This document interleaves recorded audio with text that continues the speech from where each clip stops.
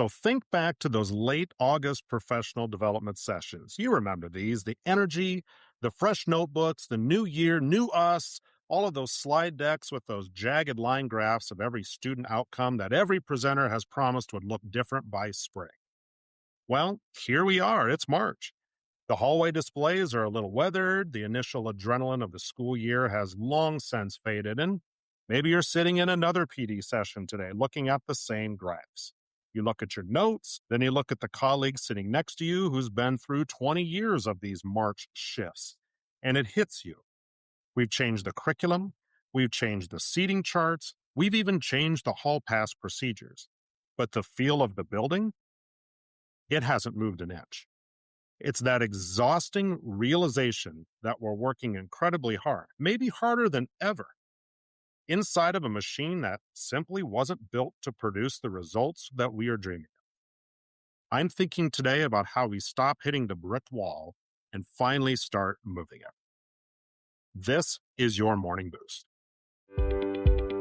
From the AWB studios, this is your weekly Morning Boost, brought to you by AWB Education.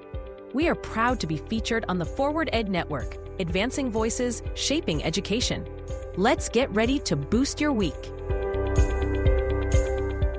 All right, everybody, take a deep breath, just one, right now, because we have reached that point in the calendar where the finish line is officially on the horizon.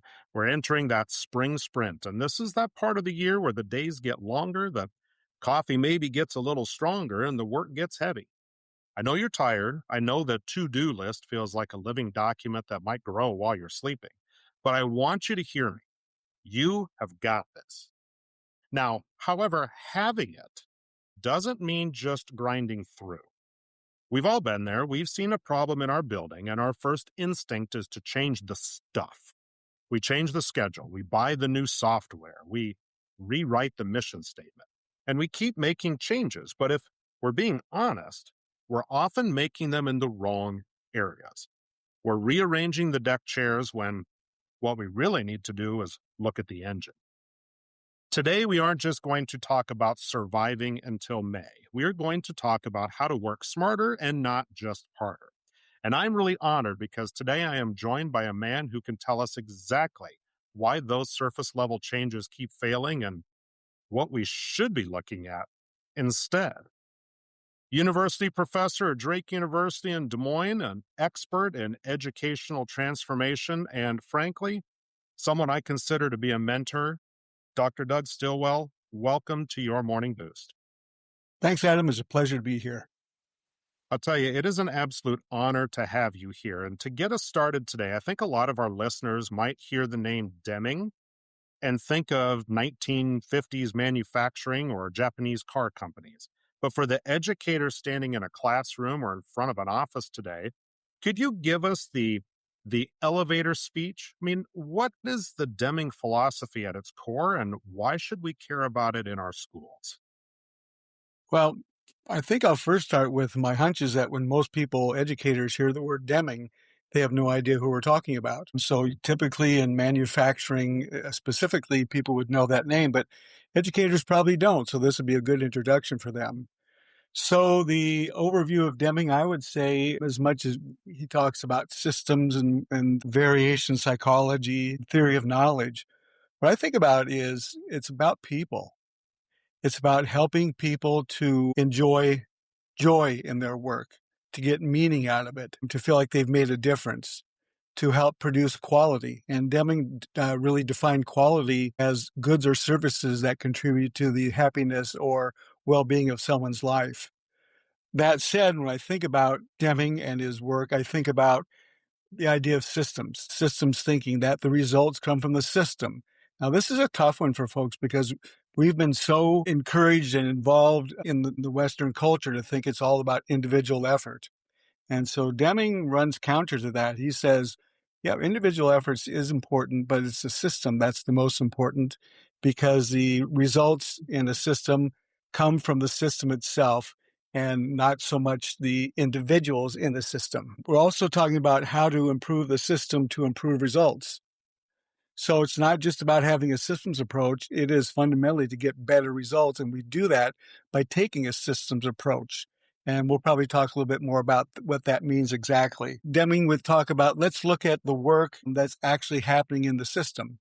Rather than guessing, or as you talked about, making some surface level changes, we would think about how is this thing actually working? What are the nuts and bolts behind the whole thing that make it work? Learning about data and variation is a key hallmark of Deming's work, understanding that there's variation just happens. It's natural. It occurs.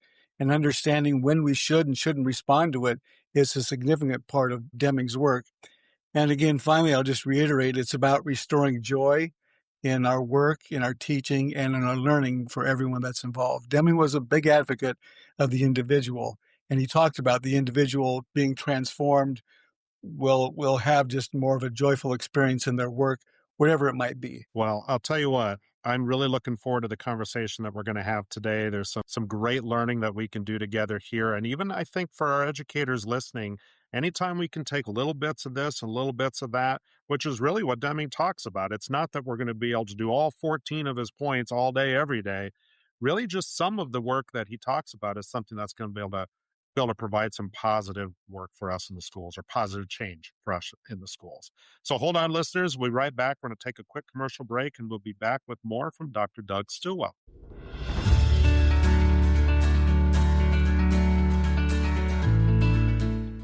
So, Dr. Stilwell, this idea that the system is designed to get the results it gets, I mean, this is kind of a game changer, really. Some of the learning that you facilitated for us at Drake, we've spent a lot of time talking about the transformation in our schools. So, can you help our listeners understand why we have to appreciate the system first? And how does looking at our work systems change how an administrator or a teacher views their daily frustrations? I have a sense, and this is based on my own 46 years as an educator, that, as you mentioned earlier, we've tried different things, and we tried this, we try that, and if we look at data over time, we don't really see any improvements in the data. And it's not because people aren't working hard, because they are.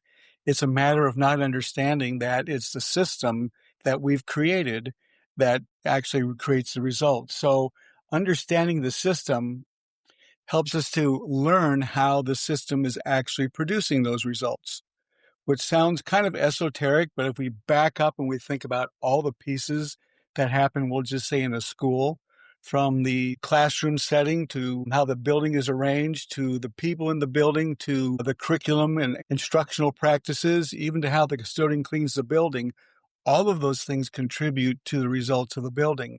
Failure to understand that is a failure to be able to improve the overall performance of the building. And that's something, as we talked about in class, is not something people have been trained in. And it can be a really challenging thought to have, because we always think that someone must have been responsible for that bad thing that happened. And it's typically the system, not the people in the system. So understanding that's important. Again, focusing on the idea that most of the problems, 96% of the problems in a system or the results of the system are caused by the system. Very rarely is it the people. Sometimes it is the people, but most often it's the system. But it's maybe human nature to try to figure out who's to blame rather than saying it's something about the system. So by understanding that, we can improve the conditions in the school or in a district that create the conditions for success. Without understanding that, we won't change any of the conditions. And you talked about moving the chairs, right? You're referring to the chairs on the Titanic.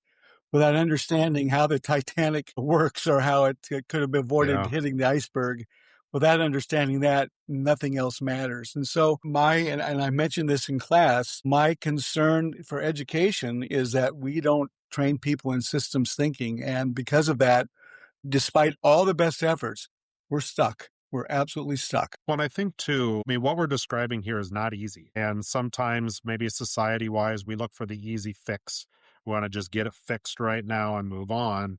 But until we take that time to really, truly look under the hood and figure out where that problem is actually originating from, we're never going to actually fix it. We just might band-aid it or patch it. Yeah, that's exactly what we've done. And understanding how the parts work together. So in systems thinking, it's not just the parts, but it's their interrelationship. And without an understanding of how they work together, we won't be able to improve anything. Dr. Russell Ackoff uses the example of an automobile. He says if we looked at all the automobiles that exist across the world and took the best parts out of each of them and tried to build a car with those different parts, we wouldn't even have an automobile. So it's understanding those interdependencies. And I think that teachers can do that in their classrooms, principals can do it in their buildings, folks at central office can do the same thing. We look to see what are the conditions that are creating the results that we see in our systems.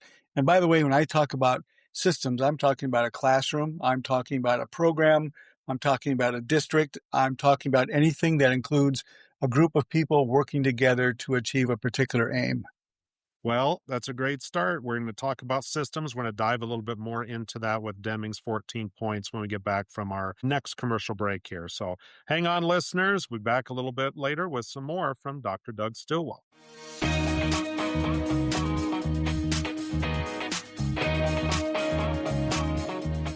This segment of your Morning Boost is sponsored by Grunmeyer Leader Services. Since 2013, GLS has been a trusted partner for school districts across the Midwest, specializing in executive recruitment and leadership support. They believe that great schools start with great leaders, and they are here to help you find the perfect fit for your district. Transform your school's future with the right leader at the helm. Visit GrunmeyerLeaderSearch.com to learn more. Grunmeyer Leader Services, transforming education one leader at a time. Okay, listeners, this segment is brought to you by Grunmeyer Leader Services, and they understand that finding the right fit for a system is about more than just a resume. It's about finding leaders who understand the why behind the work. Visit them at www.grunmeyerleadersearch.com. All right, let's go on ahead and get to the roadmap here, Dr. Stilwell. We're talking about Deming's 14 points, and one that stands out to me and one that we've talked about often on our fellow flagship show, Control Shift Lead, is that point 8, which is drive out fear. We recently spoke with the school administrator, Kanika Dorsey, on that Control Shift Lead show, and she spoke brilliantly about the need to shift our focus towards coaching and feedback instead of making every interaction evaluative.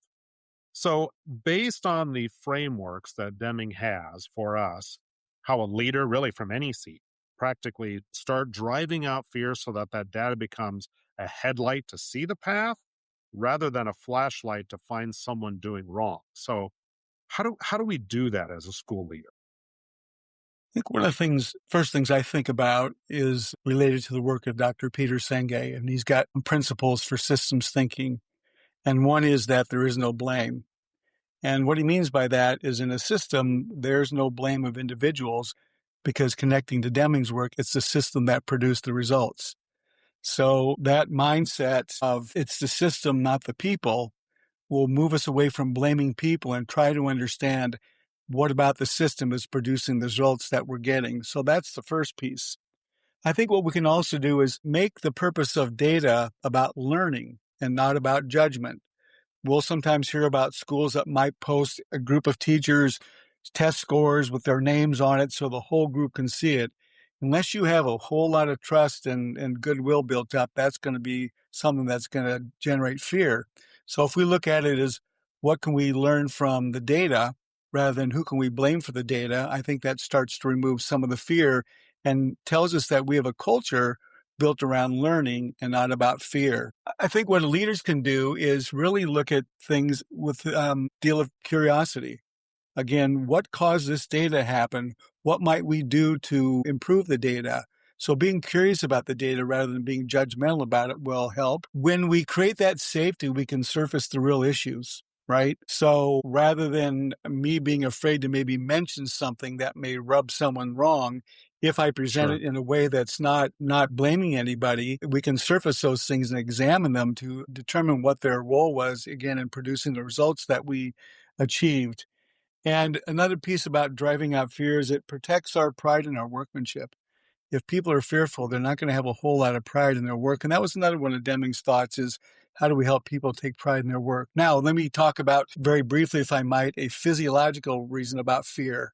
I did a presentation, about 10 years ago, I guess it's been now, for the Deming Institute at their annual conference. And it was about fear and what happens to our body when we experience fear. raising our cortisol, raising our stress. In that regard, that response that served us well when we were living on the plains and running from lions and tigers, that served us really well. We still have that built in our systems. And so when we experience stress, we have the same things happening in our body, but there's nothing to do with it because we typically don't fight or flight.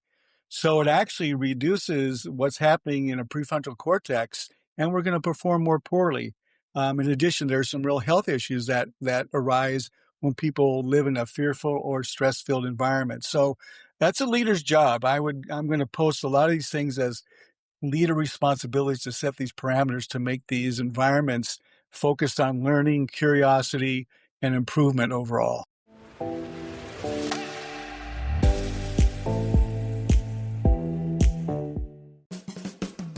Hi, I'm Dr. Lisa Hill, a longtime educator of nearly 40 years as a teacher, counselor, professor, and vice principal, and I've seen just about everything public schools can throw at you.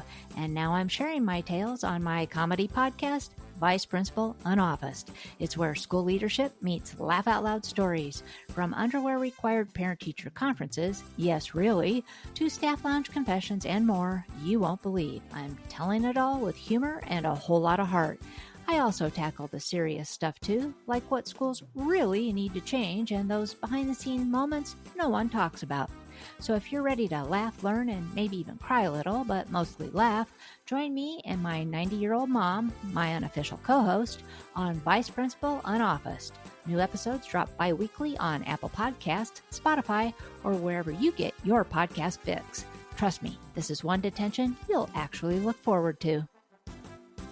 Well, and you were talking about that pride of workmanship, and I know that Deming also, I think, calls that joy in work, right?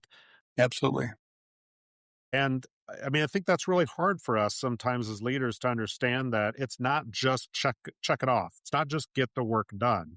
If we're really truly going to see quality work, we have to have pride in what we're doing, but we also have to give people the opportunity to have pride in the work that they're doing by removing those barriers that might get in the way.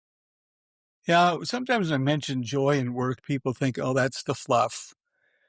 But it's important, right? So an aspect of Deming's work is psychology, and inspiring or creating the conditions for joyful work is significant. Again, we can't probably measure with numbers. And by the way, Dr. Deming said the most important things there are can't be measured. That doesn't mean we can't help promote them and manage them in.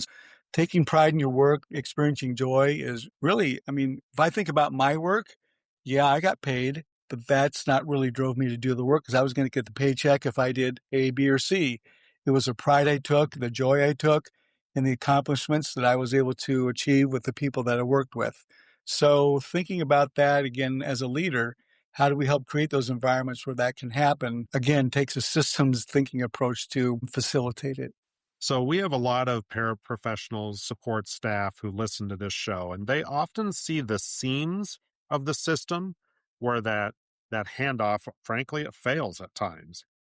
Deming's system of profound knowledge includes this psychology piece that you're talking about here. We're really talking about the human heart in the middle of the machine. When we talk about knowledge of variation, then, how can understanding that not every dip in a test score is a failure? How can that help a teacher or a para or any of the people that are working with our kids find a little bit more peace and efficacy in their work? My hunch is that it's going to take a lot of unlearning because that's what we've learned over time, and that's what's been reinforced. Adam, I saw this dip in the score from last year to this year. What'd you do wrong or what happened?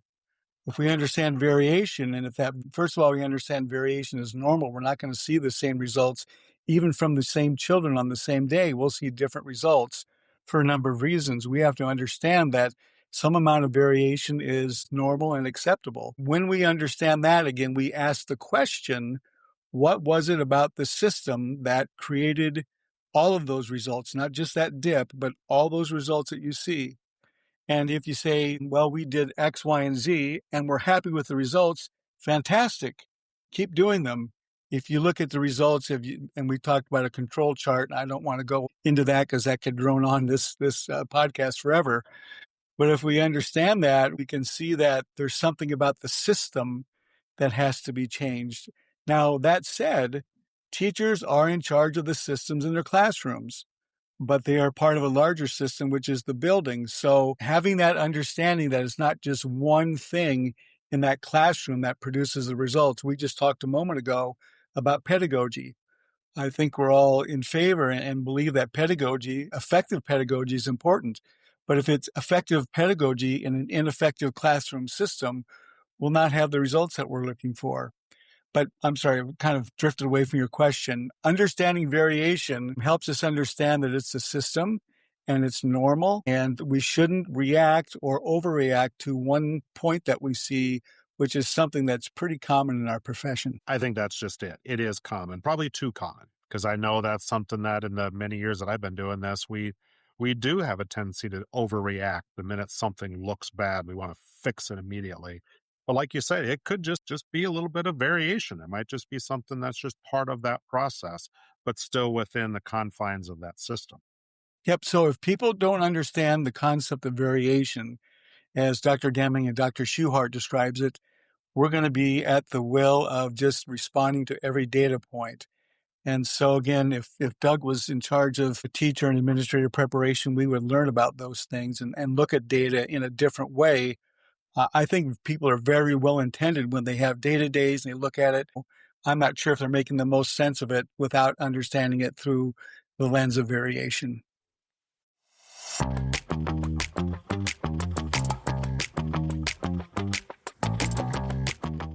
So in this show, we like to try to give people something to walk away with.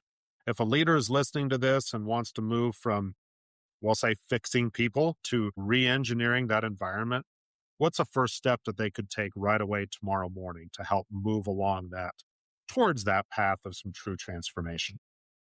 I think the first thing I would encourage them to do is not to take any specific action to make any changes. That would be the worst thing. I think the best thing they could do would be to try to start examining the system. And one of the best ways to do that is to talk to the people who are doing the work in the system. So that means talking to teachers, that means talking to associates, the paras, talking to the custodian, talking to the children, understanding how the system is functioning before we make any decisions. You can learn a lot from the people doing the work. And we can say, right, you and I can say, well, I was there once upon a time. Yeah, I was there once upon a time 30 years ago, and it's not the same place as it was. So really trying to get in to understand what's happening in the school, what drives people, the barriers that they see. I think that's the best first step. It aligns with what Dr. Covey used to say, is that we need to diagnose before we prescribe. And that would be a perfect example of diagnosing the system. Well, Dr. Stilwell, we're wrapping up. So thank you for being a partner in this thinking today. I have an odd feeling we might want to try to do this again sometime because we just literally scratched the surface of some of the work that Deming has done that we turn around and use in our schools. If people want to connect with you, because I know you're really good about working with others, if anybody's got any questions or want to follow up with anything that you talked about today, what would be a good way for people to get a hold of you? Probably my personal email. I am an adjunct at Drake. I don't know how much longer I'll be there, so I'm not sure how much longer my email will be alive, but they can get a hold of me at gd.stillwell, and that is with one L in the middle and two at the end, STILWELL, and that's a Gmail account. Okay, you're also pretty active on social media. I see on LinkedIn, seeing a couple other places. They could find me LinkedIn. Yep, I don't know what my call numbers or whatever are on LinkedIn, so they could probably find me though. Well, and we'll have your contact info in the show notes here as well, listeners. And you can also get a hold of Dr. Stilwell through the Forward Ed Network. We will have his contact information out there for you as well. Well, as we wrap up today's episode, I do want to leave you with a thought for your week ahead. System change is slow, and it feels sometimes like trying to turn an aircraft carrier maybe with an oar. But just remember, you are the system. Every interaction you have, every process you choose to follow or challenge, and every bit of fear that you drive out of your building is going to make the system better. But as Dr. Stilwell said, you don't have to fix the whole school by Friday. Just look for one point. Can you be the one who offers feedback that feels like a hand up rather than a finger pointed? If so, you're doing a good job. And the fact that you're even listening to this tells me everything that I need to know about your heart for this work. So take a breath, You've got this. Thanks for being a part of the work and for spending your time with us today, boosters. We really appreciate everything you do for your students and your community. We will talk with you again next week. That concludes another episode of Your Morning Boost, an AWB education production. To find more incredible content, be sure to check out other amazing education shows on the Forward Ed Network, where they are truly advancing voices and shaping education. Join us again next week. Until then, keep boosting your impact.